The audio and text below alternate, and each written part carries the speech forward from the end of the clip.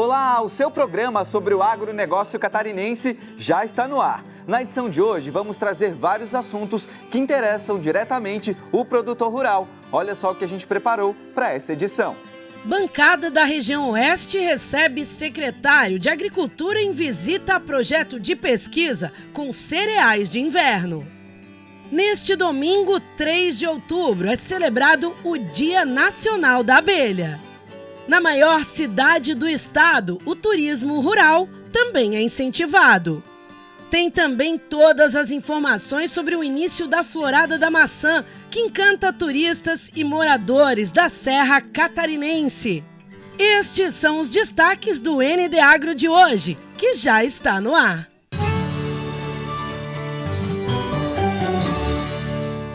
E a gente começa o programa de hoje falando que uma das frutas que tem destaque na produção todos os anos aqui no estado é a maçã. Nessa época, além da espera pelos frutos, a florada também chama a atenção por sua beleza na região da nossa Serra Catarinense. O pomar de maçãs florido é motivo de alegria.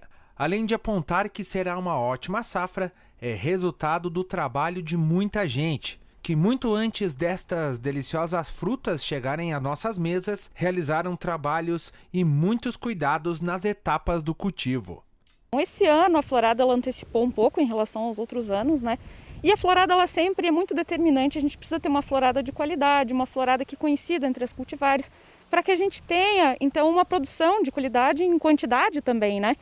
Alguns cuidados que os produtores têm nessa época é já iniciar as práticas de manejo de carga, como por exemplo algumas práticas de raleio, elas já iniciam já no final da florada, né, para a gente ter um manejo de carga, frutos de melhor calibre e também para evitar alternância de produção. E também durante essa fase nós temos a aplicação de alguns reguladores de crescimento e alguns cuidados adicionais que o produtor ele precisa ter para aumentar o pegamento de frutos, né, a frutificação efetiva no pomar. A florada das maçãs Gala e Fuji se estende até o final de setembro e começo de outubro. A macieira é um cultivo altamente dependente de polinização cruzada para a fecundação das flores. Sendo assim, necessita da visita de abelhas para polinizar e gerar os frutos. A abelha é fundamental na condição de fruit set, na condição de pegamento das flores, né? Para que a gente possa ter o fruto e colher o fruto lá na frente. Em função de a macieira precisar de polinização cruzada, a abelha é fundamental para que ela faça esse carregamento do pólen e haja fecundação das flores da macieira e que com isso haja a geração dos frutos. Para quem depende do cultivo para sobreviver, o trabalho é intenso e cheio de cuidados, pois é nessa época que vai definir o futuro da produção. E o trabalho que a gente faz é um trabalho bem delicado para manter essas flores. Obviamente que não depende só da gente, né? Temos que contar com a natureza a nosso favor, mas a questão de temos que ter as abelhas para fazer as polinizações, né? Já há um manejo de abelhas dentro do pomar que o pessoal da região acaba alugando colmeias de fora até para trazer para dentro do pomar para manter essas flores polinizadas. E alguns produtos também que a gente usa, alguns hormônios, reguladores de crescimento, para estar fazendo com que a gente tenha uma pega para ter uma safra melhor. A maçã é responsável por boa parte da economia das cidades aqui na Serra Catarinense. Nessa época, além da espera dos frutos, a florada também chama a atenção por sua beleza, onde se transforma em mais uma atração aqui na região. Para nós, joaquinenses, isso já se tornou uma coisa até corriqueira, mas para o turista é um atrativo muito grande. Então a gente sabe que o turista vem, ele vê a florada da maçã, depois ele vê a maçã no pé e vem para colher a maçã. Então a gente faz o Colipag, que é outro grande atrativo que a gente tem no nosso município. Mas a florada, ela é aquela beleza de encher os olhos, né? Então a gente sabe que para o turista isso é um diferencial, é algo a mais que São Joaquim oferece. Além de tudo que a macieira traz para nós, ela também traz esse embelezamento de todo o nosso município. E a pandemia da Covid-19 acelerou a revolução digital dos negócios E no agronegócio não é diferente.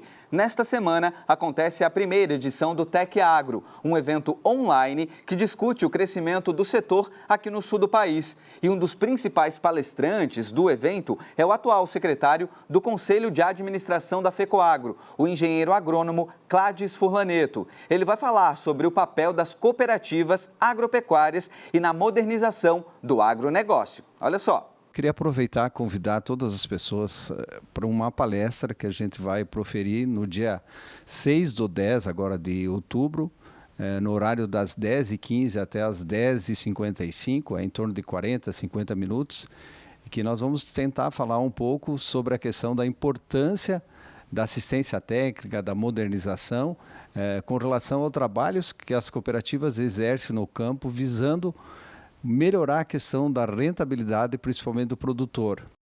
Obrigado, Cláudio. E a colheita de abacaxi em Itajaí, no litoral norte, deve ser 20% menor este ano, comparado com o mesmo período de 2022. O dado é da Secretaria de Agricultura da cidade, que percebeu a falta da mão de obra para produzir a fruta na região. As primeiras frutas serão colhidas já a partir do mês de novembro. O resto da plantação só em janeiro do ano que vem. Tempo suficiente para quem sabe que plantar abacaxi requer paciência.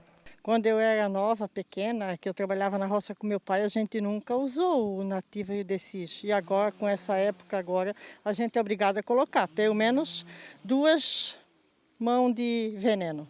É bem trabalhoso, porque assim a gente tem que cortar, tirar da roça, tem que tirar a muda depois também, né? E guardar a muda para a próxima colheita, para a gente poder plantar, né? Ambrósia é produtora artesanal há mais de 5 décadas e já consegue saber como deve ser a colheita 2021-2022. Pelo que está aí, é para ser boa, né? Mas tem que esperar para ver. Ao menos 5 produtores de abacaxis na região rural de Itajaí. O trabalho é todo artesanal. Plantio, cultivo e colheita. Para tirar a fruta que você conhece, leva cerca de 2 anos. E a qualidade dela também é diferente. E segundo os produtores, a fruta que sai daqui é mais doce, agrada ao paladar. Um abacaxi menor, mas de uma doçura muito forte, muito delicioso, sabe, em relação aos outros abacaxi. Como nós temos um clima em relação, por exemplo, o Equador, que produz muita banana, que é quente o ano todo, aqui nós temos o frio, e esse frio e quente regula também o sabor de frutas, né? O início da colheita 2021-2022 deve ser um pouco diferente quando comparado ao ano passado, em que 100 mil pés foram colhidos. Este ano, relacionado a anos anteriores, há uma expectativa um pouco inferior. Uma redução de 20% aproximadamente da colheita, em função de problemas como mão de obra, que é bastante escassa, e, enfim, problema com mudas, que é difícil conseguir, mas a expectativa é reduzir um pouco. Mão de obra que faz falta mesmo, já que os mais jovens não querem ficar no campo para cultivar abacaxi e vender a fruta que passa por todas as estações do ano 2 vezes, para chegar a um preço mais acessível ao consumidor. A gente faz agora nosso primeiro intervalo aqui no ND Agro. Na volta, você vai saber como os búfalos, animais incomuns aqui no estado, são criados. Os detalhes já na volta do intervalo. Estamos de volta e hoje, dia 3 de outubro, é o Dia Nacional da Abelha. Você sabia? Pois é, só que no Brasil já foram identificadas mais de 1000 espécies. As abelhas são as mais importantes e mais eficientes agentes polinizadores. Isso sem contar no mel que é produzido. Em Joinville, no norte catarinense, uma associação ajuda a preservar e ampliar o número de colmeias na região. Elas são pequenas e trabalhadeiras. Têm um senso de coletividade que daria inveja para muitas empresas. É no trabalho em equipe que elas fabricam mel com gostos peculiares e aromas diferentes, dependendo da flor que foi polinizada. Em cada florada, um gostinho novo. Em Joinville, a Associação de Apicultores e Meliponicultores trabalha para preservar as espécies e difundir conhecimento. A sede da associação, que fica em Piraberaba, reúne várias espécies, sem ferrão. A gente tem aqui no meliponário da associação, em torno de 12 espécies, né? E variam de abelhas de 2 milímetros a quase 2 centímetros, né? São uma variedade muito grande de tamanhos dessas abelhas, como vocês podem ver nas imagens, né? E a produção também tem algumas que vai produzir lá, sei lá, por ano 50, 100 ml, porque elas são tão pequenas. Mas temos abelha aí que chega a produzir a 2 quilos por ano, né? Então essa é a média de produção das abelhas nativas da nossa região. As abelhas africanas, aquelas que têm ferrão, geralmente são criadas no meio da mata e precisam de uma roupa especial para a colheita. O risco é maior, mas a produção de mel também. Comercialmente, para a produção de mel, as africanas podem produzir algumas colmeias até 60 quilos por ano, ou nessa faixa aí, enquanto as abelhas nativas é 1 quilo, 2, mais ou menos nessa quantidade. Quantos produtores, quantos apicultores em Joinville e onde que eles produzem? São em torno de 120 apicultores que a gente tem o conhecimento dos nossos associados e não associados, né? E eles produzem em área rural, porque a lei municipal nos proíbe de ter produção em área urbana, né? Então, nosso apicultor trabalha na área desde a Serra de Campo Alegre até o litoral, Itapoá até Barra Velha. Dá uma olhada na diferença desse mel aqui. Olha só, ele é mais líquido, inclusive tem uma diferença na coloração. Esse mel é da abelha nativa. Agora repara na diferença para esse outro mel aqui.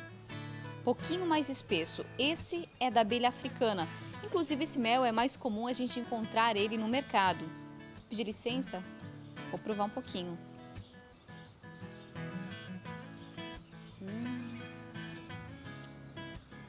Maravilhoso. Eu amo mel.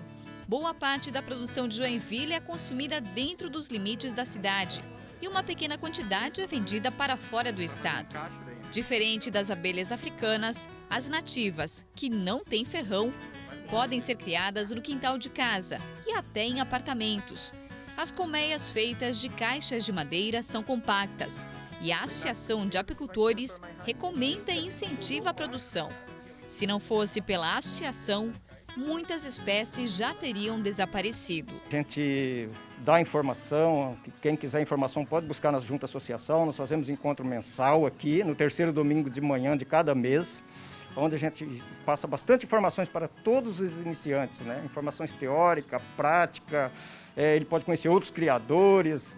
E a gente usa a associação, além de tudo isso, para fazer troca de material genético entre os criadores e incentivar o público, de um modo geral, que queira ter contato com as abelhas nativas, que pode ser criado nos quintais das casas ou até mesmo na varanda de apartamento.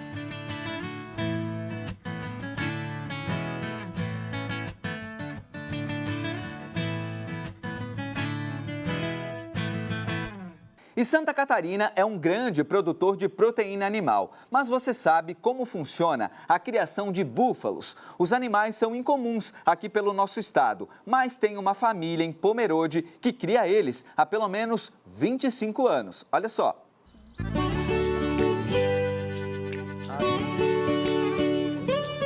Klaus começa a rotina chamando os búfalos. Ele direciona os animais e deixa eles livres no campo para pastar. Eles têm um reforço na alimentação com a ração, momento em que o produtor consegue ficar bem próximo da criação. Os búfalos sabem bem que quando seu Klaus aparece com um balde, chegou a hora da alimentação. Trabalhar com a criação de animais é algo que Klaus herdou da família. Ele é pioneiro na criação de búfalos em Pomerode. Tudo começou há 25 anos. Eu estava levando uma criação para o frigorífico e nessa viagem eu fiquei sabendo que tinha nascido um búfalo e que ficou órfão. E daí eu consegui entrar em contato com o pessoal e daí eu consegui comprar esse búfalo recém-nascido. E daí começou. Assim como a produção de animais foi passada de geração para ele, seu Klaus já está repassando os conhecimentos para a filha de apenas 12 anos. Ele me ensinou desde pequena a amar os animais e ter esse contato com a natureza e eu fui crescendo e assim seguindo esse mesmo rumo e eu pretendo continuar seguindo. O búfalo tem chifres curvados com um pelo duro. As cores podem variar dependendo da espécie. Os animais, na propriedade do seu Klaus, são, na maioria, de pelagem preta. Eles são da raça Mediterrâneo. Eles têm um aspecto diferente dos outros animais, como bois e vacas. É um bicho grande. E quando criado desde cedo com humanos, o búfalo acaba se tornando um animal bem dócil. A Antonella já não tem mais medo de fazer carinho nos animais. Eu tava com medo, só que depois foi de boa, assim, porque se ele é acostumado, assim, a deixar fazer carinho e é acostumado desde pequeno a lidar com pessoas, é tranquilo. A propriedade tem cerca de 30 búfalos. Com experiência na criação dos animais, o seu Klaus se apaixonou pelo búfalo pela facilidade. São animais fáceis de serem mantidos. Klaus vende a carne, que é bem valorizada, e os animais. Eu tenho os bovinos, os equinos, mas o búfalo superou bastante, porque é uma espécie assim que eu fiquei impressionado.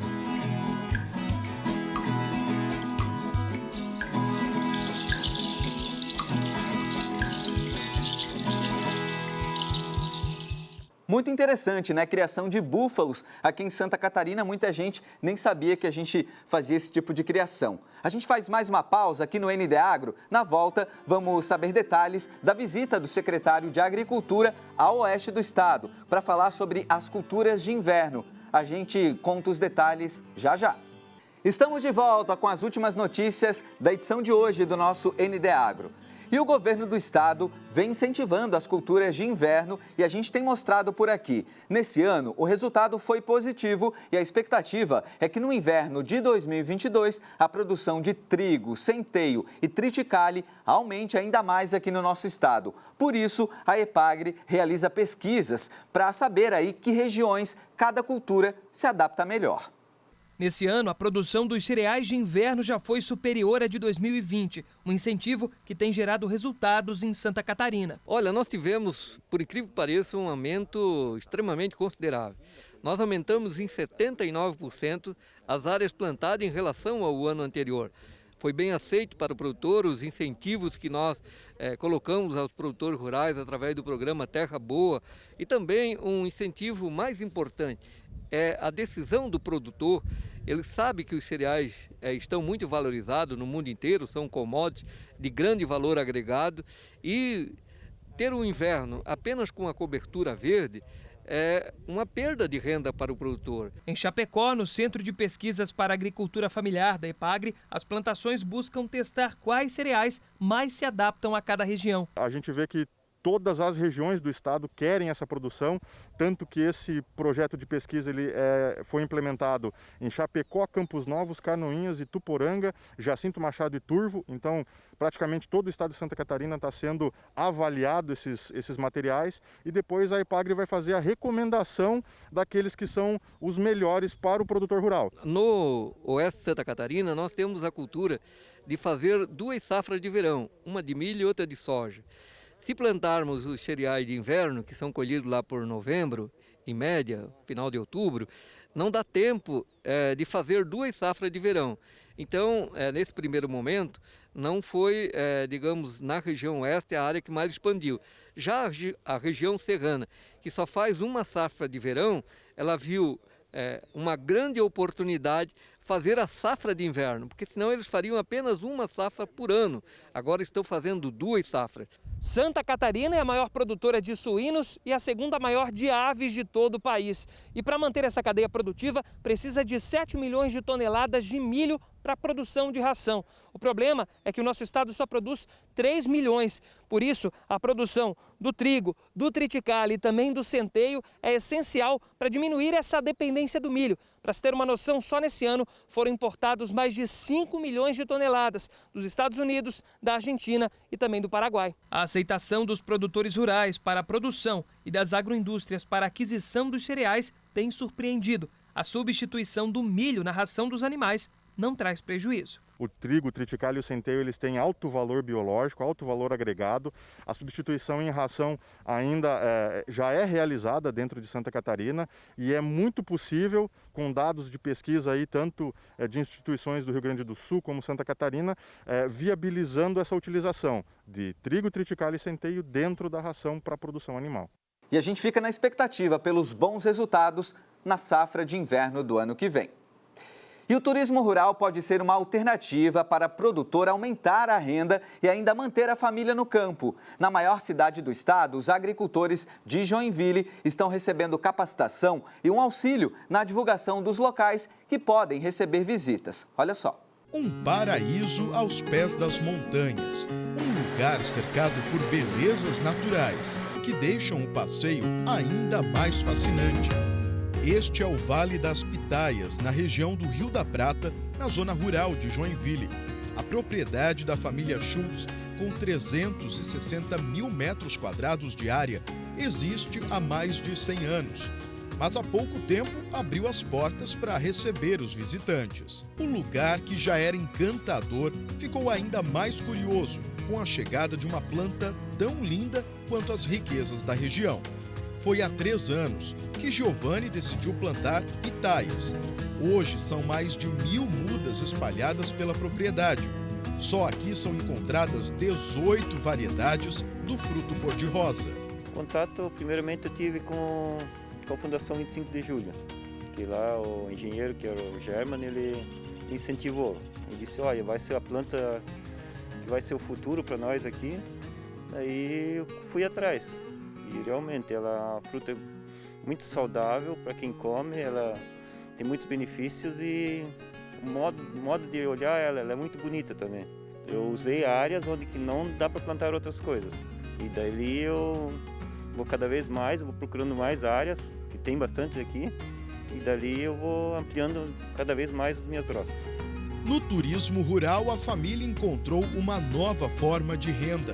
Várias atividades são ofertadas aqui: pesca, trilhas, piquenique, contato direto com a natureza e os animais da fazenda. Uma experiência única e inesquecível. A filha do casal tem 16 anos e já pensa em dar continuidade ao trabalho desenvolvido pelos pais. Eu queria continuar, já comecei a fazer o técnico em agropecuária, né? Pretendo fazer também veterinária, para poder ficar assim na propriedade, ajudar aqui também os vizinhos e tudo, né? Que a gente se ajuda muito com as plantações e já com os animais. Em Joinville são 115 propriedades rurais cadastradas para fazer parte do turismo rural. Locais que oferecem serviços como hospedagem, atividades esportivas ou de recreação, contemplação da natureza e venda de produtos coloniais. Em 2019, essas propriedades rurais receberam 240 mil visitantes, um número que diminuiu para 120 mil com a chegada da pandemia, mas ainda assim é expressivo. Hoje o turista está em busca de experiência, ele está em busca de conhecimento. A simplicidade da área rural já é suficiente para levá-lo até lá. Então, tendo uma propriedade rural e essa vontade de agregar esse valor do turismo, é claro que é importante também você gostar de gente, né? Tem que gostar de receber as pessoas, porque você vai ter que recebê-los, vai ter que conversar, compartilhar a sua história. A história das pessoas também tem muito valor. Tão importante para a economia da cidade e das famílias, o turismo rural foi assunto de seminário voltado para capacitar pessoas e estimular a visitação desses lugares. A EPAGRE é uma das entidades participantes e que realiza cursos de capacitação com os produtores rurais. Tem potenciais na propriedade que até o próprio produtor ele não sabe como explorar, né? Então a EPAGRE, além dos cursos de capacitações de turismo, tenta levar toda a informação que ele precisa ter. Lembra do seu Giovanni, proprietário do Vale das Pitaias? Pois ele está feliz da vida com a chegada de novos visitantes. Já pensa em expandir os negócios. Futuramente nós até queremos fazer o Festival da Pitaia, para incentivar cada vez mais a nossa região aqui, que é uma área muito rica em ecoturismo e essas coisas assim. E futuramente eu acho que vai ser esse o caminho.